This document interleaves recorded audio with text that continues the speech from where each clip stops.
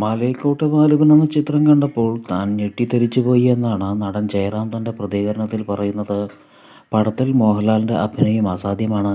തന്നെക്കൊണ്ടും മമ്മൂക്കയെക്കൊണ്ടും സുരേഷിനെക്കൊണ്ടൊന്നും സാധിക്കാൻ പറ്റാത്തതാണ് ലാലേട്ടൻ ഈ സിനിമയിൽ കാണിച്ചു വച്ചിരിക്കുന്നത് എന്നും ജയറാം തൻ്റെ അഭിപ്രായത്തിൽ തുറന്നു പറഞ്ഞു. ലാലേട്ടനും കമൽ സാറുമൊക്കെ ഇന്ത്യൻ സിനിമയിൽ തന്നെ ഇതിഹാസങ്ങളായി മാറുന്നത് അവരുടെ ചിത്രങ്ങളിലെ പ്രകടനം കൊണ്ട് മാത്രമല്ല, അവരുടെ സ്ക്രീൻ പ്രസൻസ് കൂടി കൊണ്ടാണെന്ന് ജയറാം പറയുന്നു. ലിജോയും ലാലേട്ടനും ഒരുമിക്കുന്ന ഒരു ചിത്രമായതുകൊണ്ടാണ് ഈ ചിത്രം കാണാൻ റിലീസിന് തന്നെ താൻ പോയത് എന്നാണ് ജയറാം പറയുന്നത്.